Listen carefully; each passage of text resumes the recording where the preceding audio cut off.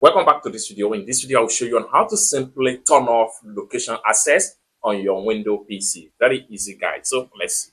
But before we dive into the tutorial, if you find this tutorial useful and you are brand new to this channel, remember click on that subscribe, turn on the notification bell for more useful tutorial like this. So with that being said, let's get started.